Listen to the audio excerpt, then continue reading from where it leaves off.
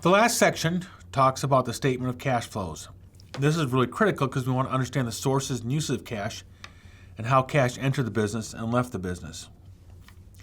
There's three main sections: operating activities, investing activities, and financing activities. So let's think about some of these. So here's where do we get cash? We have cash from the production income on the farm. And then we're using cash. So we've got expenses we've got to pay. We've got assets we want to buy, like feeder livestock. We've got to use cash to pay interest on our loans. We have to pay Social Security tax or maybe estimated income taxes.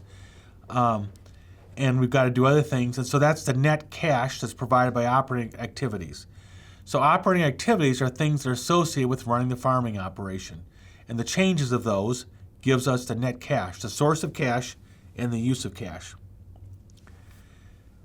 The second part is the investing activities of cash. So there's the cash that we get by selling things, and there's the four things that they use in the book. And then we have cash used for acquisition of things to buy things, and those are also examples of how we go through and do that. The last part of the cash flow statement is looking at the cash we use for financing things. So what we get from our operating loans. So we borrow money, that's cash. Debt term financing, the cash provided from capital contributions, gifts, and inheritance. And then we have to use cash to make payments on the debt, payments on any equipment leases we might have, cash to pay our operating loans and any loans we might have taken from the government, any withdrawals we've taken to run our family operations, and that gives us the net cash provided by financing operations. And so then we use all of those three things to come up with a net increase of our cash or cash equivalents.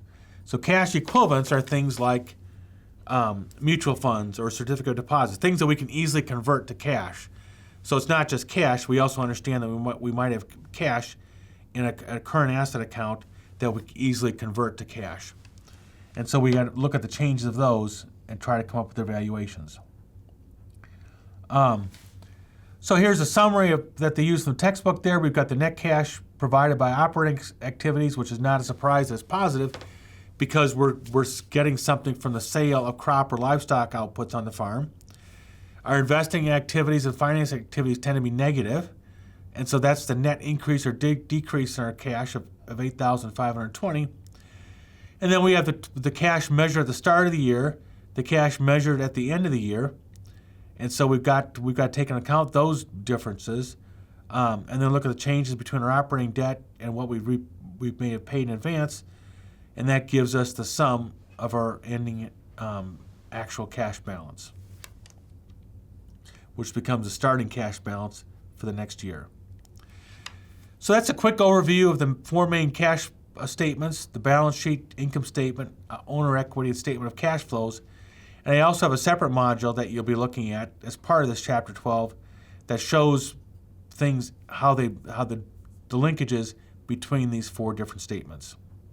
And that's a summary of chapter 12.